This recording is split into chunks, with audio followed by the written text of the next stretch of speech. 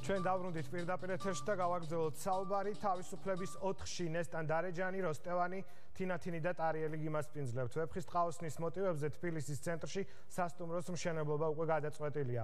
ვინ არის იდეის ავტორი? ლილიკო გოგოხია გვეტყვის. ეს უნდა იყოს რაღაცა ელემენტით, რომელიც იქნება ვეფხისტყაოსანიდან შემოტანილი. სასტუმროს დაგეგმარება დასრულებულია, თუმცა დიზაინერების და მხატვრების ჯგუფები მისი ვიზუალის სხვადასხვა ვერსიაზე მუშაობს. სასტუმროს მოწყობის თემა ვეფხისტყაოსანია. მნიშვნელოვანია, რომ ეს იყოს ისეთი, რომელიც აგზნობინებს ტურისტს თავს საქართველოში და არასვადმე სხვაგან, რომ გავაცნოთ ჩვენი კულტურა უფრო მეტად, აი მოკლე დროში, როცა არის ჩამოსული აქ. იდეა, რომ სასტუმრო ვეფხისტყაოსნის მოტივზე უნდა შექმნილიყო უცხოელ ინვესტორებს გაუჩნდათ. იქნება თუ არა თავისუფლების 4 ნომერში კაჯეთის ციხე ან ესთან დარეჯანის ოთახი, ეს მხოლოდ კონკურსის შემდეგ გაირკვევა. ეს არ იქნება ჩვეულებრივი სასტუმრო, შეიძლება იყოს 5 ოთახი, შეიძლება იყოს 20 ოთახი.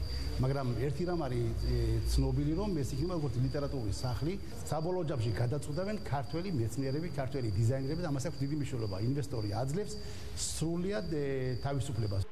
მხატვარ მამუკა ცეცხლაძეს იდეა მოსწონს, თუმცა ფიქრობს, რომ თემა საფრთხილოა. უნდა გაითვალისწინოს ალბათ ის ეპოქა, დრო, თან სტილიზაცია, ესე იგი, ბევრი რამეა გასათვალისწინებელი, თან ბევრი რამე არც არის გასათვალისწინებელი. ანუ თვითონ მხატვარზე არის დამოკიდებული და მხატვარს ალბათ ხელი არ უნდა შეუშალონ.